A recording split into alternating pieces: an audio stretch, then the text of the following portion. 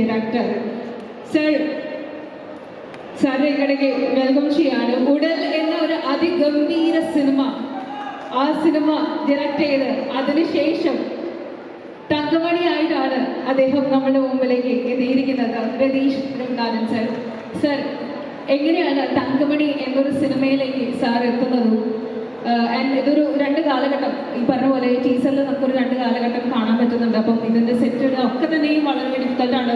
ഒരുപാട് ക്രൂസ് വരുന്നുണ്ട്, ഒരുപാട് ആക്ടേഴ്സ് വരുന്നുണ്ട്, ദിലീപേട്ടനെ പോലെയുള്ള പ്രോമിനൻ്റ് ആയിട്ടുള്ള ആക്ടേഴ്സ് ഉണ്ട്.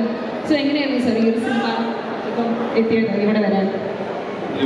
നമസ്കാരം കോഴിക്കോട്, എല്ലാവർക്കും നമസ്കാരം. ഉടൽ എന്ന സിനിമയാണ് ഒരു സംവിധായകൻ എന്ന നിലയിൽ എൻ്റെ മേൽവിലാസം. എന്നാൽ അന്ന് ഉടലെന്ന ആ ഒരു ചെറിയ സിനിമയുടെ ചെറിയ പ്രൊമോഷൻ വർക്കുകളുടെ ഭാഗമായി എനിക്ക് കോഴിക്കോടേക്ക് എത്താൻ പറ്റിയിരുന്നില്ല. നിങ്ങളിൽ കുറച്ച് പേരെങ്കിലും ഉടൽ കണ്ടിട്ടുണ്ടാകുമെന്നാണ് ഞാൻ വിശ്വസിക്കുന്നത്. അതേസമയം കോഴിക്കോടുമായിട്ട് എനിക്ക് ഒരു സംവിധായകൻ എന്നുള്ള നിലയിൽ അപ്പുറത്തേക്ക് ബന്ധമുള്ളത്, ഞാൻ കുറേ അധികം നാൾ കോഴിക്കോടുണ്ടായിരുന്നു. കോഴിക്കോട് എൻ്റെ പ്രിയപ്പെട്ട സ്ഥലമാണ്. ഞാൻ മാധ്യമ പ്രവർത്തകരായി മീഡിയ വൺ ടിവിയുടെയും റിപ്പോർട്ടർ ടിവിയുടെയും അമൃത ടിവിയുടെയും ഭാഗമായി കോഴിക്കോട് ബ്യൂറോയിൽ ജോലി ചെയ്തിട്ടുണ്ട് കുറേ അധികം കാലം. അപ്പോൾ കോഴിക്കോട് എൻ്റെ പ്രിയപ്പെട്ട സ്ഥലമാണ്. ഞാൻ ജോലി ചെയ്തതിൽ ഏറ്റവും നല്ല അനുഭവങ്ങളും നല്ല സുഹൃത്തുക്കളെയും തന്ന സ്ഥലമാണ് കോഴിക്കോട്. അതുകൊണ്ട് തന്നെ എനിക്ക് ഏറ്റവും പ്രിയപ്പെട്ട സ്ഥലം, ഇപ്പോൾ നമ്മുടെ പ്രിയപ്പെട്ട ദിലീപേട്ടൻ വന്നപ്പോൾ നിങ്ങൾ കാട്ടിയ സ്നേഹം, അത് എനിക്ക് വലിയ ആത്മവിശ്വാസമാണ് തരുന്നത്. ഇപ്പോഴത്തെ ഞാൻ 2ാമത്തെ സിനിമയുമായി വരികയാണ്. നമ്മുടെ ആങ്കർ ചോദിച്ചു, ഉടല് പോലെ ബ്ലഡിൻ്റെ ഗെയിമാണോ എന്ന്. ഒരിക്കലുമല്ല. ഉടല് അത് തീർത്തും വേറിട്ട ഒരു സിനിമയാണ്. കണ്ടവർക്കറിയാം, അത് പുതിയൊരു അറ്റംപ്റ്റ് ആയിരുന്നു.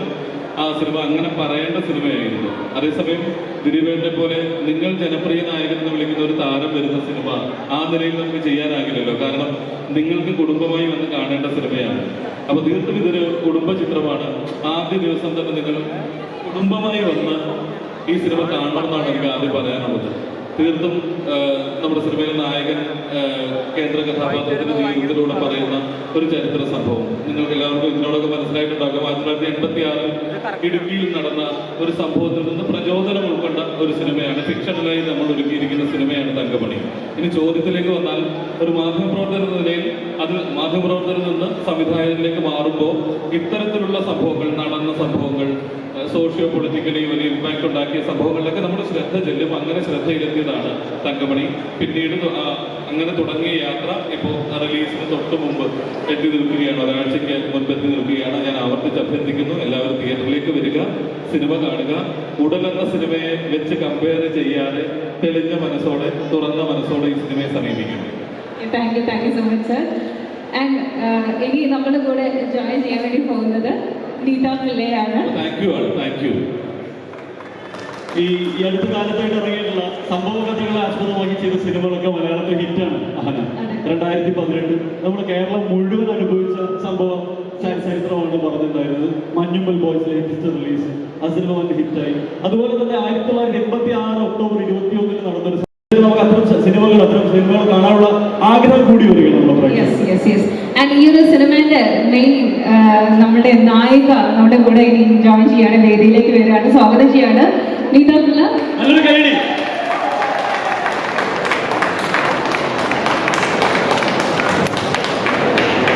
പൂമരം എന്നൊരു സിനിമയിലൂടെ നമുക്ക് ഏറെ പ്രിയങ്കരിയാണ്. ആൻഡ് തങ്കമണിയിൽ എത്തിയിരിക്കുകയാണ്. ദിലീപേട്ടൻ്റെ കൂടെ സ്ക്രീൻ ഷെയർ ചെയ്യുന്നു. അതുമാത്രമല്ല, പാട്ട് മീൻസ് നമ്മളിൽ പല ആൾക്കാരുടെയും ഒരു ആഗ്രഹമായിരിക്കും. നേരത്തെ ദാസേട്ടൻ പറഞ്ഞ പോലെ സിനിമ എന്നൊരു മോഹം കൊണ്ടു നടക്കുന്ന പല ആൾക്കാരുടെയും ആഗ്രഹങ്ങളിൽ ഒന്നാണ് ഇതൊക്കെ. സോ എങ്ങനെയുണ്ട് തങ്കമണി എക്സ്പീരിയൻസ്, ദിലീപേട്ടൻ്റെ കൂടെയുള്ള എക്സ്പീരിയൻസ്, ഹോൾ ക്രൂ, എന്തായിരുന്നു മെമ്മറീസ് ഒക്കെ ഒന്ന് ഷെയർ ചെയ്യാമോ നമ്മളായിട്ട്? നമസ്കാരം, ഗുഡ് ഈവനിങ് കാലിക്കറ്റ്. ഇതെൻ്റെ സെക്കൻഡ് ടൈമാണ് ഈ മോളിൽ വരുന്നത്. നേരത്തെ പറഞ്ഞ പോലെ പാപ്പിൻ്റെ പ്രൊമോഷൻസിൻ്റെ ഭാഗമായിട്ടാണ് ഞാൻ വരുന്നത്. ബിസൈഡ്സ് ദാറ്റ് കോഴിക്കോട് എനിക്ക് ഒത്തിരി സ്പെഷ്യലാണ്. എൻ്റെ ഏറ്റവും ക്ലോസസ്റ്റ് ഫ്രണ്ട്സ് കോഴിക്കോട് നിന്നാണ്. അപ്പം ഞാൻ ആകെ കൊച്ചി വിട്ട് എവിടെയെങ്കിലും പോയി നിൽക്കുന്നുണ്ടെങ്കിൽ അത് കോഴിക്കോട് മാത്രമാണ്. So it's very special to me to be here again. Experience പറഞ്ഞാൽ ഇതെൻ്റെ 4th ഫിലിമാണ്. ഞാൻ ഇതിനു മുമ്പ് ചെയ്തതെല്ലാം അത്യാവശ്യം ബോൾഡ് ക്യാരക്ടേഴ്സാണ്. ഇടിച്ചു മാത്രം പരിചയമുള്ള ക്യാരക്ടേഴ്സ് ആയിരുന്നു. അതിൽ നിന്നൊരു പോളാർ ഓപ്പോസിറ്റ് ക്യാരക്ടറാണ് ഞാനിപ്പോൾ ഇതിനകത്ത് ചെയ്തിരിക്കുന്നത്. ഒരു വളരെ പാവം ഒതുങ്ങിയ ഒരു ഡിവോട്ടഡ് വൈഫ് ലവർ, അങ്ങനെ ഒരു ക്യാരക്ടറാണ്. അത് തന്നെയായിരുന്നു അതിൽ എനിക്ക് ചാലഞ്ചിങ് ഫാക്ടർ. ഇടിച്ചിടിച്ച് കുറച്ച് അങ്ങനെ ക്യാരക്ടേഴ്സ് ചെയ്ത് പെട്ടെന്ന് ഒരു ഒതുങ്ങി റൊമാൻസ് ചെയ്യാന്ന് പറയുന്നത് പരിചയമില്ലാതെ. എങ്ങനെയുണ്ടായിരുന്നു? അതും ദിലീപേന്റെ കൂടെ റൊമാൻസ് ചെയ്യാണ്, പാട്ടിലൊക്കെ തന്നെ നമ്മളത് ശരിക്കും പറഞ്ഞാൽ എൻജോയ് ചെയ്യുന്നു. അപ്പൊ അതെങ്ങനെയുണ്ടായിരുന്നു? ദിലീപേന്റെ കൂടെ ആദ്യമായിട്ടല്ലേ ഈ ഒരു സിനിമയിൽ റൊമാൻസ് തന്നെ ആദ്യമായിട്ടാണ്. അത് ദിലീപ് ചേട്ടൻ്റെ കൂടെ ചെയ്യാൻ പറ്റിയത്. I enjoy the experience because he made me very comfortable. ഞാൻ നെർവസ് ആയിരുന്നു, എനിക്ക് ഇൻഹിബിഷൻസ് ഉണ്ടായിരുന്നു ഇതിനു മുമ്പ് ചെയ്യാത്തത് കാരണം. പക്ഷേ സെറ്റിൽ ചെന്ന് അത് വളരെ ഒരു ഫ്രണ്ട്ലി അറ്റ്മോസ്ഫിയർ ആക്കി എൻ്റെ ആ ടെൻഷൻസ് ഒക്കെ പെട്ടെന്ന് എനിക്ക് മാറ്റി തന്നു. I should thank him for that. The entire team was very supportive. I enjoyed the entire journey and it was very memorable. പിന്നെ എക്സ്പീരിയൻസ് ചോദിച്ചു കഴിഞ്ഞാൽ ഞാൻ ഈ പറഞ്ഞ പോലെ വളരെ ചുരുക്കം സിനിമകൾ മാത്രം ചെയ്തിട്ടുള്ളൂ. അപ്പോൾ ഓരോ ക്യാരക്ടർ ചെയ്യുമ്പോഴും ഇടയ്ക്കൊരു കട്ട് പറയുമ്പോൾ ആക്ഷൻ്റെയും കട്ട് പറയുമ്പോൾ ഒരു ബ്രേക്കിൻ്റെ സമയത്ത് ഞാൻ കൂടുതലും അടുത്ത സീനിനെ കുറിച്ചും അല്ലെങ്കിൽ അടുത്ത ഡയലോഗിനെ കുറിച്ചും ഇതെല്ലാം ഇങ്ങനെ ചിന്തിച്ചുകൊണ്ടിരിക്കും. I try not to get distracted. പക്ഷേ ഈ ഒരു ഫിലിമിൽ ഒരുപാട് സിനിമകളും എക്സ്പീരിയൻസ് ഉള്ളവർ പറഞ്ഞു കേട്ട ഒരു കാര്യം ഞാൻ എക്സ്പീരിയൻസ് ചെയ്തു. അതായത് നമ്മൾ ഒത്തിരി ഈവൻ വിഷമിക്കുന്ന ഒരു സീനാണെങ്കിൽ പോലും ഗ്ലിസറിനൊക്കെ ഇട്ട് കരഞ്ഞുകൊണ്ടിരിക്കുകയാണ്. പെട്ടെന്ന് എന്തെങ്കിലും ഒരു കറക്ഷന് വേണ്ടി കട്ട് പറഞ്ഞാലും ഉടനെ തന്നെ എന്തെങ്കിലും ഒരു ജോക്കോ എന്തെങ്കിലും ഒരു സിറ്റുവേഷൻ അവിടെ ഉണ്ടാവും. അത് ക്രിയേറ്റ് ചെയ്യുന്നത് ദിലീപ് ചേട്ടനായിരിക്കും. അപ്പോൾ കംപ്ലീറ്റ് നമ്മുടെ വിഷമമൊക്കെ പോയി നമ്മൾ ചിരിക്കും. പക്ഷെ ഇമ്മീഡിയറ്റ്ലി ആക്ഷൻ പറയുമ്പോൾ he's back into the character. ഞാനത് പരിചയം വന്നിട്ടില്ല, അത് ഞാൻ എക്സ്പീരിയൻസ് ചെയ്തിട്ടില്ല. പക്ഷെ that was a new experience and it was fun. അതായത് നമ്മൾ കുറച്ചും കൂടി കംഫർട്ടബിൾ ആക്കി നിർത്തിയത് നമ്മുടെ കൂട്ടത്തിലുള്ള ഒരാളാക്കി വെച്ചിട്ടാണല്ലേ? അതെ അതെ, ടോട്ടലി. അത് നമ്മുടെ കോ ആർട്ടിസ്റ്റിന് കിട്ടുന്ന സപ്പോർട്ട് ഇമ്മൻസ് ആണ്. അതുപോലെ തന്നെ is very cordial and civil to everybody around this set. It was a great experience. Okay, thank you so much. Thank you for having me here. എല്ലാവരും വന്നതിന് ഒത്തിരി നന്ദി. എല്ലാവരും തിയേറ്ററിൽ സിനിമ പോയി കാണണം. I hope you all like it. ഇനി നമ്മളെല്ലാവരും കാത്തിരുന്ന ആ ഒരു നിമിഷമാണ്. ദിലീപേട്ടനെ നമ്മുടെ ഇങ്ങോട്ടേക്ക് സ്വാഗതം ചെയ്യാണ്. ജനപ്രിയ നായകൻ ദിലീപേട്ടൻ, പ്ലീസ്.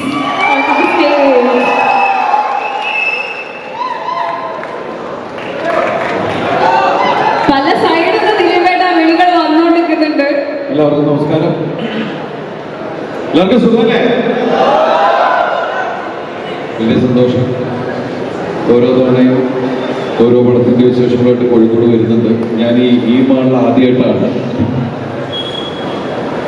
ശരിക്കും സിനിമ എന്ന് പറയുന്നത് നമുക്ക് മനുഷ്യ സമൂഹത്തിന് ഏറ്റവും നല്ല ഒരു എൻ്റർടൈൻമെൻ്റ് ആണ്.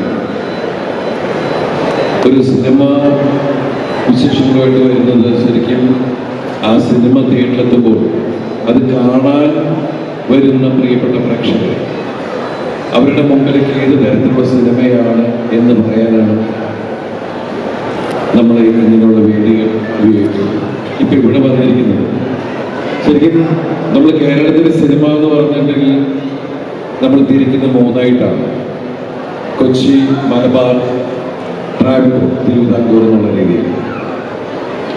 അപ്പൊ അവിടുത്തെ സ്ഥലങ്ങളിൽ ചെന്ന് ഇപ്പൊ പുതിയ രീതിയിൽ നമ്മളെങ്ങനെയെന്ന് വെച്ചാൽ ഒരു സിനിമ കുടുംബം പൂർണ്ണമാകുന്നത് പ്രിയപ്പെട്ട പ്രേക്ഷകർ കൂടി അടങ്ങുമ്പോഴാണ്. അപ്പോൾ ഇത്രയും വലിയ കേരളത്തിലെ വലിയൊരു കുടുംബത്തിലെ വിശേഷങ്ങളായിട്ടാണ് ഞങ്ങൾ വന്നിരിക്കുന്നത്. ഒരു കൊച്ചു സിനിമ വലിയ ക്യാൻവാസ് എടുത്തിരിക്കുന്നതാണ്. ഈ സിനിമ എങ്ങനെ ഉണ്ടാവും എന്തൊക്കെയാണെന്നുള്ളത് നിങ്ങൾ തീരുമാനിക്കേണ്ട കാര്യമാണ്. 1986 നടന്ന കേരളത്തിലെ ഞെട്ടിച്ച തങ്കമണി എന്ന ഗ്രാമത്തിലുണ്ടായ ആ ഗ്രാമീണരുടെ വേദനയും ഒക്കെ നമ്മൾ പത്രങ്ങളിലാണ് പണ്ട് വായിച്ചറിഞ്ഞിട്ടുള്ളത്. പക്ഷേ എൻ്റെ ഈ സിനിമയിലേക്ക് വന്നപ്പോഴാണ് അതിൻ്റെ ഡെപ്ത് നമുക്ക് മനസ്സിലായത്. ഞാൻ ചെയ്ത ആബേൽ ജോഷുവ മാർത്തൻ എന്ന കഥാപാത്രത്തിലൂടെയാണ് സംവിധായകൻ തങ്കമണിയെ തുറന്നു കാണിക്കുന്നത്.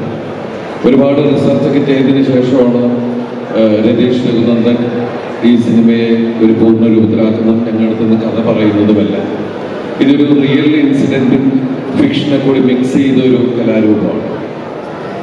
പ്രത്യേകിച്ച് ചെറുപ്പക്കാരോട് പറയാനുള്ളത്, കാരണം ഇന്ന് മലയാള സിനിമയെ നിർത്തുന്നതിൽ ആദ്യത്തെ പങ്കുള്ളത് ചെറുപ്പക്കാർക്ക് തന്നെയാണ്. അത് മാറ്റി നിർത്താൻ പറ്റുന്നതല്ല. കാരണം തിയേറ്ററിൽ തിയേറ്ററിൽ നിറയ്ക്കുന്നത് എല്ലാം ആ ആവേശമാണ്. അപ്പൊ നിങ്ങൾക്കുള്ള എല്ലാ ചേരുവകളും ഈ സിനിമയിലുണ്ട് എന്നാണ് ഞങ്ങളുടെ വിശ്വാസം. അതുപോലെ തന്നെ ഇത് കുടുംബ പ്രേക്ഷകരെ ആകർഷിക്കുന്ന സിനിമ തന്നെ. കാരണം ഇതിൽ പറയുന്നത് കുടുംബത്തിന്റെ കഥ കൂടിയാണ്. അപ്പോ ഈ സിനിമ മാർച്ച് 7-ന് നിങ്ങളുടെ മുമ്പിലേക്ക് വരുന്നു എന്ന് അറിയിക്കാൻ വേണ്ടിയിട്ട് മലബാർ ഏരിയയിലെ പ്രധാനപ്പെട്ട കോഴിക്കോട് നഗരത്തിൽ ഞങ്ങൾ ഒരു ക്ഷണക്കത്തുമായിട്ടാണ് ഇപ്പോൾ വന്നിരിക്കുന്നത്. അപ്പോൾ നിങ്ങളെല്ലാവരും നിങ്ങളുടെ തൊട്ടടുത്ത തിയേറ്ററിൽ മാർച്ച് 7-ന് ഈ സിനിമ കാണും. നിങ്ങൾ ഈ സിനിമ കണ്ട് വിജയിച്ചാലേ എനിക്ക് ഭാവിയിലേക്ക് നിങ്ങളെ ചിരിപ്പിക്കാനുള്ള സിനിമ ചെയ്യാൻ സാധിക്കുള്ളൂ. അപ്പൊ അതുകൊണ്ട് നിങ്ങളൊക്കെ തിയേറ്ററിലേക്ക് വരണം. ഇല്ലെങ്കിൽ പ്രൊഡ്യൂസർമാർ പിന്നെ എനിക്ക് പണം തരില്ല. അതാ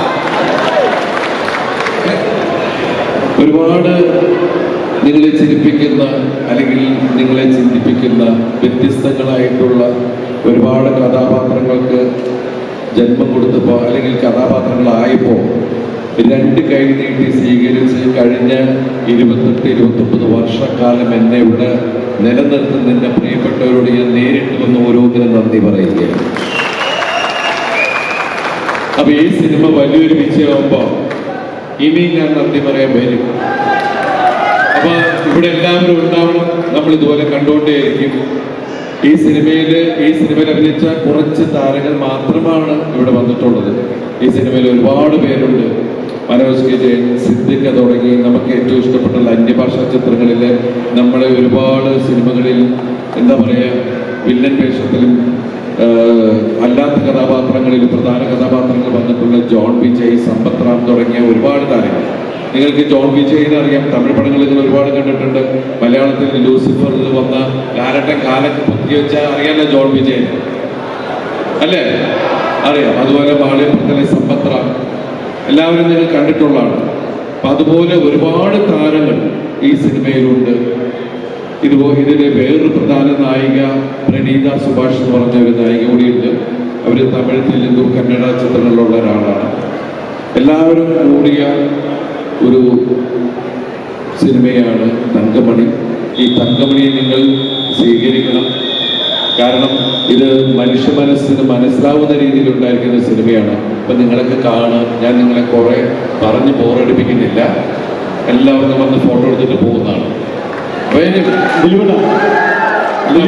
ഒരു ചിത്രം വരച്ചിട്ടുണ്ട്, ഒരു ചങ്ങാതി ദിലീപേട്ടന്റെ ആ ഒരു ചിത്രം ദിലീപേട്ടൻ ഈ വേദിയിൽ തങ്കമണിയുടെ ഈ പ്രഖ്യാപന വേദിയിൽ വെച്ച് തരണമെന്ന് ആഗ്രഹം പ്രകടിപ്പിച്ചു. ക്ഷണിച്ചോട്ടെ. ആളെ വിളിക്കും.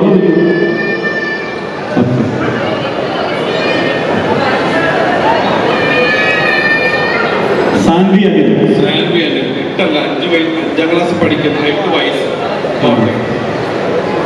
സെന്റ് ഫ്രാൻസിസ് ഹയർ സെക്കൻഡറി സ്കൂളിലെ സാൻവി. ഇതാണ് സാൻവി. ഞാനൊരു പെൺകുട്ടിയാണ് പ്രതീക്ഷിച്ചത്. സാൻവി നന്നായി പെട്ടെന്ന് വരച്ചാണല്ലേ? ശരി, കണ്ട സാൻവി വന്നില്ലെന്ന്.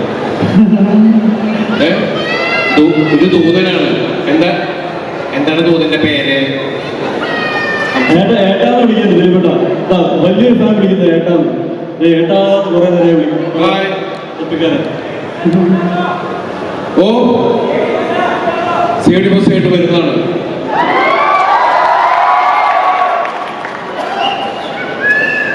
അപ്പൊ മാർച്ച് 7-ന് കാണൂല്ലേ?